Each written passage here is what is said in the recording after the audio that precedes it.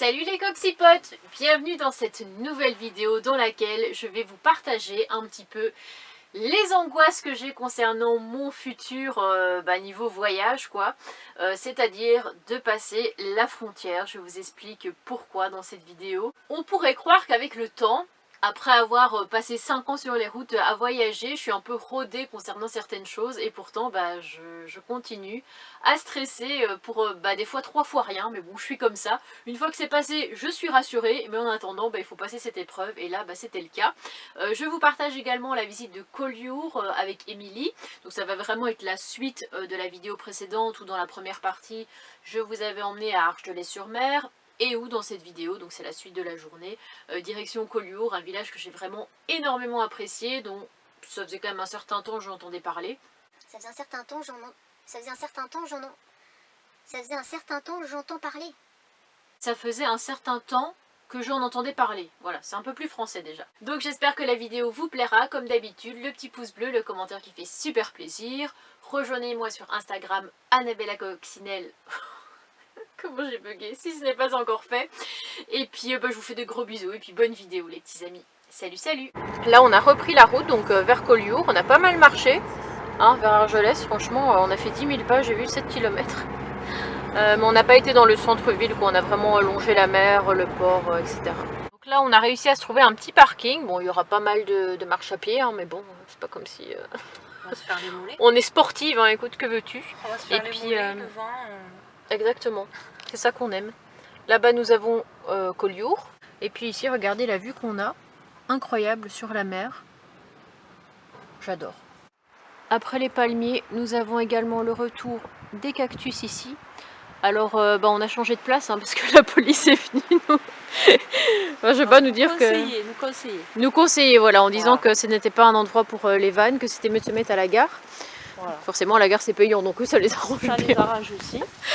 Et voilà, là on est en train d'arriver dans le centre, on va peut-être se faire un petit casse-croûte, un petit truc. Oui, il fait faim. Il fait faim là. Regardez les petites ruelles comme elles sont jolies, encore une fois ça me fait penser à, au Var quoi, avec vous savez les plantes tout au long des petits murets, les couleurs des maisons. On a même ici à chaque fois le nom des rues qui est traduit en espagnol, donc on est déjà en Espagne. Carrer de la Murara. On repassera pour l'accent. Bon écoutez, c'est arrivé, nous avons pris un petit menu frites sandwich, panini, ça. Bon appétit. Bon appétit. Regardez comme c'est beau. Déjà un ciel bleu, que demander de plus? Nous avons l'église ici qu'on va aller voir juste après. Le petit phare au bout. Là on a la mer Méditerranéenne. Et puis on a un autre château en haut là-bas. Avec un moulin, une petite chapelle. Ici, regardez, on a les ruines du château. Avec juste ici, la petite cité médiévale où on était cassé la côte. En tout cas, c'est une sacrée belle découverte. Ça fait longtemps qu'on me parlait de cette ville, que vous me disiez dans les commentaires de passer par là parce que c'était très joli. Et effectivement, vous savez, dans la vie, il y a des endroits comme ça où on se sent bien et on ne sait pas dire pourquoi. J'ai l'impression d'être complètement... de ressentir complètement ça en fait. Pas savoir exprimer le pourquoi du comment, juste me sentir bien, tout simplement.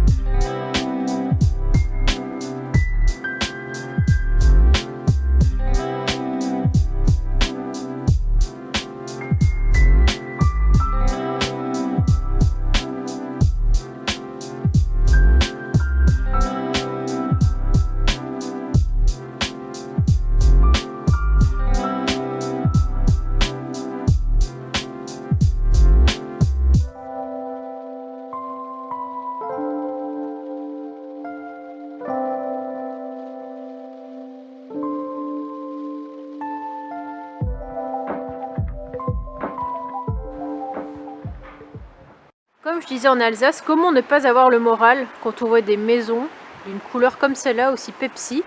En plus, elle est assortie, regardez, aux magnifiques fleurs qui sont ici. Donc là, on se trouve au niveau du Château Royal, comme vous pouvez le voir. On a réussi à monter jusqu'en haut, par contre, c'est pas entrée libre. Je crois que c'est 7 € l'entrée. Mais on peut en faire le tour si on descend, etc. On peut longer l'enceinte du château.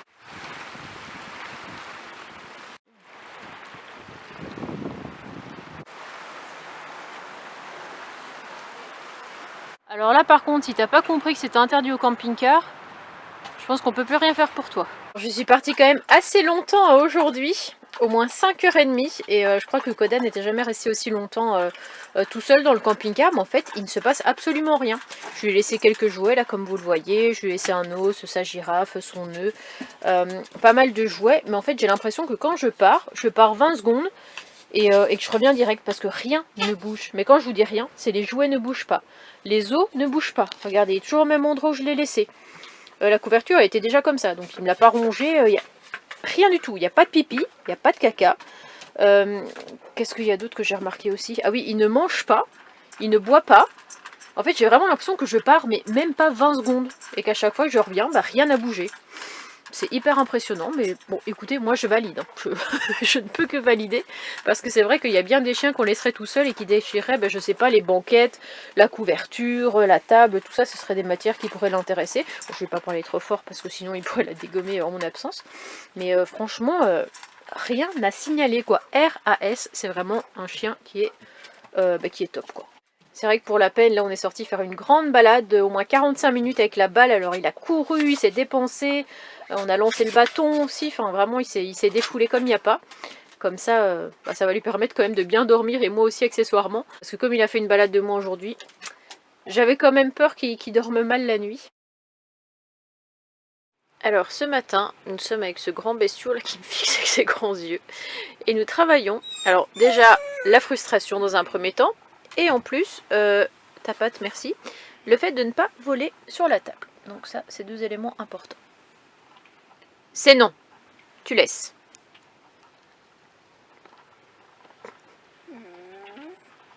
Là, il va pousser ses petits cris, là. Oui, c'est force. Oh, c'est dur. C'est non. T'as failli, là. J'ai vu, t'as failli flancher. Tiens. C'est bien. Ça, c'est bien, mon chien. C'est bien. C'est bien. Bah oui. C'est un bon élément celui-là. Je sais pas s'il se rend compte que bientôt il pourra plus se poser comme ça sur la banquette à côté de moi, mais bon. Pour l'instant, on profite. Demain, monsieur a déjà 5 mois. 5 mois, ce petit monsieur, 5 mois déjà. Oh là là là là, le temps passe vite, hein. On est un peu gaga quand même, hein, quand on y pense. Bah oui, on est même très gaga. Comme Lady. Est-ce que vous êtes sûr que c'est bien confortable comme position? Regardez-moi ça, il a sa tête, il s'est endormi comme ça.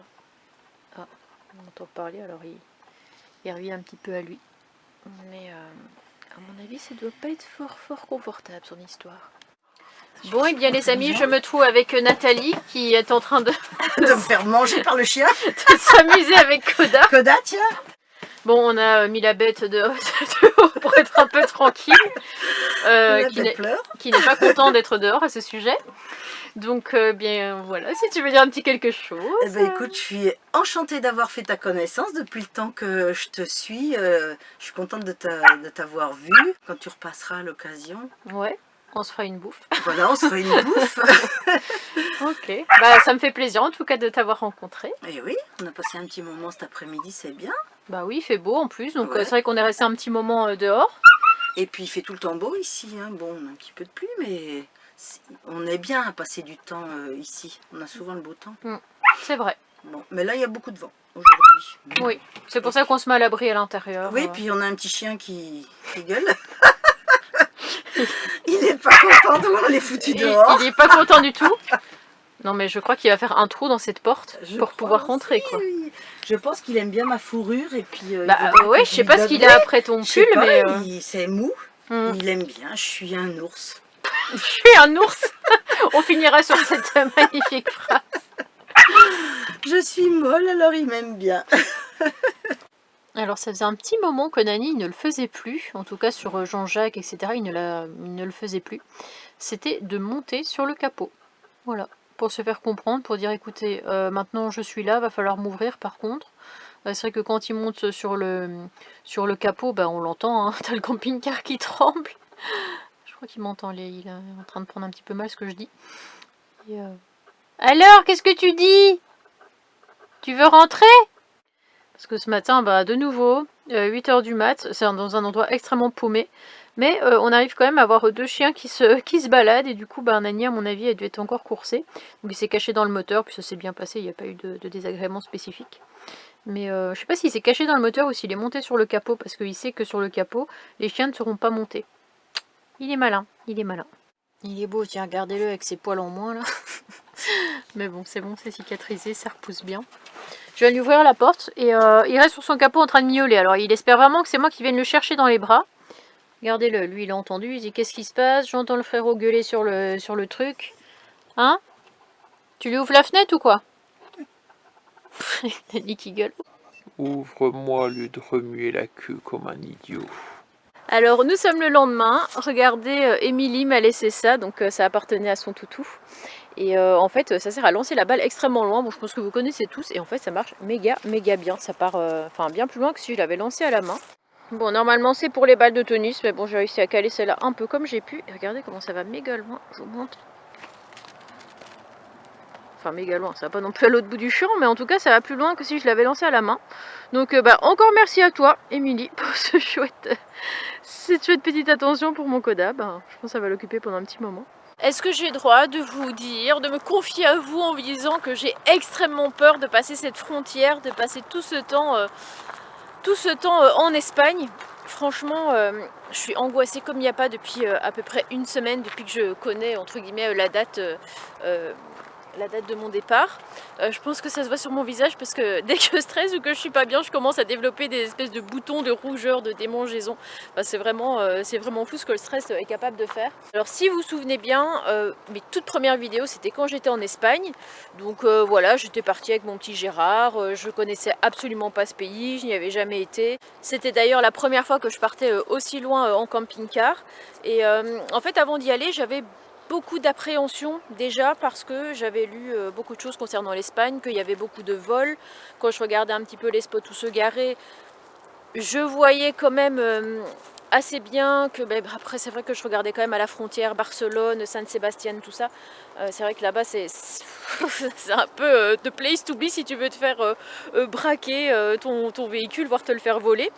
Et je voyais à chaque fois des braquages et des choses comme ça, donc en fait je suis pas partie sereine quoi, j'arrivais pas à laisser le camping-car, la nuit j'étais toujours en train de regarder comme ça, j'avais quand même été à Pampelune et ça s'était super bien passé quoi, j'étais partie je sais pas moi peut-être 3 heures et ça avait été, mais dans ma tête j'étais tellement bloquée, en plus il y avait la barrière de la langue parce que je parle pas du tout espagnol, anglais c'est très limite. Et je me retrouvais tellement isolée qu'en fait j'avais beaucoup de mal et au bout de 5 jours, je crois, 4-5 jours même, je suis rentrée en France. J'étais super contente de rentrer. Deuxième expérience en Espagne, ça s'est super bien passé, on était parti avec Dan et avec Idriss, on n'avait pas eu de problème spécifique là-bas, on était plutôt à l'aller passer dans les terres et puis on avait longé la mer pour rentrer. RAS, et je pense que le fait d'être avec quelqu'un, forcément on se sent moins seul parce qu'on est tout seul l'un avec l'autre, mais finalement on n'est pas si seul que ça parce que quand on est avec quelqu'un qui parle notre langue, quelqu'un avec qui discuter tous les jours, je dirais pas avec qui partager parce que ça après toute seule ça me dérange pas de visiter ou de faire des choses comme ça, mais là c'est plus d'avoir un échange avec quelqu'un et j'ai peur de me sentir très seule là-bas. Donc on résume, j'angoisse pourquoi? J'ai peur qu'on vole mon véhicule. Je sais, ça peut arriver partout, mais bon, voilà. Mais j'ai quand même moins peur qu'en 2019. Clairement, je pense que le fait d'être partie pendant 2 mois et demi là-bas, ça m'a fait me rendre compte qu'il n'y a pas forcément plus de vols qu'on ne veut me le dire. Mais j'ai peur vraiment de voir personne, d'être isolée, je sais pas, ça me stresse énormément. J'angoisse, voilà, j'angoisse. Est-ce que c'est pour ça que j'ai ralenti comme ça mon départ? Non, parce que j'avais plein de choses à régler avant de partir d'une manière ou d'une autre. Et puis j'avais ma petite Star Academy hier, comme je vous l'ai dit, que je voulais absolument voir avant de passer la frontière. Ce qui m'angoisse aussi, c'est le fait de ne pas avoir d'internet là-bas. Je n'ai que 10 gigas, avec 10 gigas on ne fait absolument rien, enfin moi je ne fais rien tout du moins. Pour vous donner un ordre d'idée, en général j'utilise 140 gigas, 150 gigas par mois. Donc qu'est-ce que vous voulez que je fasse avec 10 gigas? Franchement, pas grand chose à mon avis. Et bah, le fait d'être un peu plus isolé, de voir moins de monde, forcément qu'est-ce qu'on a envie de faire, bah, c'est de partir sur les réseaux sociaux tout simplement pour pouvoir se mettre en contact avec des gens qui parlent comme nous, que ce soit ne serait-ce que voir leur story, voir des vidéos de gens qui parlent français pour essayer de se faire un peu du bien comme ça. Mais là je ne pourrais même pas aller sur internet quoi. Faudrait que je trouve absolument du wifi ou quelque chose comme ça, ou alors avoir un hors forfait de gros dingue, parce que bah, j'ai regardé, si jamais je consomme 70 gigas, j'en aurai pour 130 €. Même si on calcule que c'est 0,0002 centimes, je sais pas quoi. Mais après calcul, ça risque d'être une somme faramineuse. Donc comment faire, ne serait-ce que pour charger mes vidéos. Je sais pas vraiment si je vais réussir à avoir une carte prépayée là-bas. Est-ce que je peux avoir ça comme ça? Combien ça coûte? Est-ce que j'ai assez d'internet dessus? Alors les avis divergent, donc je suis complètement paumée pour tout vous dire. Je suis à peut-être 1 heure de passer la frontière, je sais pas. Là je promène le petit Coda et puis eh bien je vais rechercher une bouteille de gaz. J'ai une chance, je vous explique même pas. Parce que en gros je me suis dit il faut absolument que je passe la frontière avec 2 bouteilles de gaz pleines. Parce que là-bas apparemment c'est un peu compliqué si on n'est pas résident pour acheter une consigne. Alors de nouveau les avis divergent hein, parce que 2 personnes m'ont dit qu'on ne pouvait pas si on n'était pas résident parce qu'il faut absolument une adresse pour pouvoir prendre une consigne. Une autre personne m'a dit bah moi j'ai réussi à en prendre une mais ça m'a coûté très cher. Donc je ne sais pas trop, mais je me dis comme il fera pas très froid là-bas, je n'aurai pas forcément besoin de mettre beaucoup de chauffage. Bon ça me paraît quand même étonnant à part pour cuisiner. Et vous savez quoi, j'ai ma bouteille de gaz qui s'est éteinte, mais genre 30 minutes avant de me réveiller. Donc c'est vraiment trop cool parce que ça veut dire que là bah, je vais aller racheter une nouvelle bouteille. Et la fille qui est contente que sa bouteille soit finie et devoir payer 40 balles pour en racheter une nouvelle quand même. Hein. Tout tourneront. Mais je vais aller chercher donc une nouvelle bouteille de gaz et puis bah, j'aurai l'autre qui serait remplie. Donc je pars comme je le souhaitais avec 2 bouteilles de gaz pleines. C'est le top. Je vais également faire quelques courses et puis bah, direction, je sais plus ce que j'ai vu, j'ai regardé ça ce matin, c'est un peu à l'arrache d'ailleurs. J'ai regardé ce matin, je vais m'arrêter près de Villafranca del Penedès. On essayera quand même d'améliorer cet accent lors de notre séjour espagnol bien entendu. Mais à l'époque, bah, on avait déjà passé une nuit bah, dans cette zone-là. J'ai pas réussi à retrouver le parking où on était parce qu'on était vachement bien. J'en ai trouvé un autre, un parking de château. Alors, à voir, on se retient au courant les petits potes. Ça y est, j'ai racheté du gaz, donc ça c'est bon, j'ai 2 bouteilles pleines pour passer la frontière. J'ai aussi été faire quelques courses, fruits, légumes. Tu gardes les courses là? Oui, tu surveilles si tout va bien. Nous avons le PQ, comme d'habitude, ouais. J'ai pris le stock, j'ai peur d'en manquer. Puis, et puis voilà, mais vraiment j'ai fait les courses comme si j'allais jamais revenir en France, comme si j'allais jamais trouver, je sais pas moi, des pâtes en Espagne, comme si j'allais pas trouver des fruits. Je vous jure, j'ai vraiment fait le plein. Regardez, j'ai acheté 24 rouleaux de PQ. Je sais que je ne vais pas dans un pays sous-développé quand même, mais je sais pas. J'ai vraiment... j'ai peur. Je sais pas dire pourquoi j'ai peur. Je vous jure, vraiment, je me fais des films quoi, en mode je vais aller dans des magasins espagnols, je vais pas réussir à trouver ce qu'il me faut, je vais pas savoir communiquer avec les gens. J'ai mal au ventre comme si j'allais passer en examen en fait. Qu'est-ce qu'il fait lui? Je vois qu'il a dérapé. Qu'est-ce qu'il te prend? T'as dérapé comme ça d'un coup? Ici, je sais pas si vous allez le voir, je sais même pas s'il est là, on voit rien. T'es là, Nani? Ah oui, il est là, regardez, on voit une petite ombre comme ça qui nous fixe. Et ouais, je pense vous l'avoir déjà dit. Oh, la vie est trop dure. C'est qu'en fait, je suis dans ce camping-car depuis 3 mois. Et ça fait seulement depuis 2 semaines qu'il se met dans ce petit compartiment. Dans les couvertures, les draps, tout ça, c'est tout doux, il aime bien. Hein? Allez, ça y est, nous sommes en Espagne! Bon ben j'espère que cette vidéo vous aura plu, comme vous l'avez vu, voilà, passage de frontière. Dans la prochaine vidéo, je vous partagerai mes premiers moments là-bas. Donc comme il y a du décalage, hein, comme d'hab, je ne vous le redis pas. En gros, je descendais mais quand même assez rapidement, donc le long de la mer, par l'autoroute. En 4 jours à peu près, je suis descendue, je sais pas parler aujourd'hui ou quoi. En 4 jours, je suis descendue vers l'Andalousie, donc où j'allais fêter Noël. Noël, vous avez déjà eu la vidéo. Heureusement que je voulais poster le 26, parce que sinon ça n'aurait pas vraiment de sens de vous sortir Noël en ce mi-janvier. Mais voilà, bah, j'espère que la vidéo vous a plu en tout cas, que la prochaine vous plaira, que les prochaines vous plairont hein, pour cette nouvelle année à venir. Je compte bien les continuer. Voilà, je n'ai pas prévu pour l'instant d'arrêter. Tant que ça vous plaît, eh bien je continue. Le jour où j'aurai peut-être 2 vues sur une vidéo, peut-être que j'arrêterai, peut-être, je ne sais pas, parce que c'est quand même quelque chose que j'adore faire. Et voilà, bon bah je vous fais de gros bisous et puis je vous dis à très vite. Salut, salut les petits amis, portez-vous bien.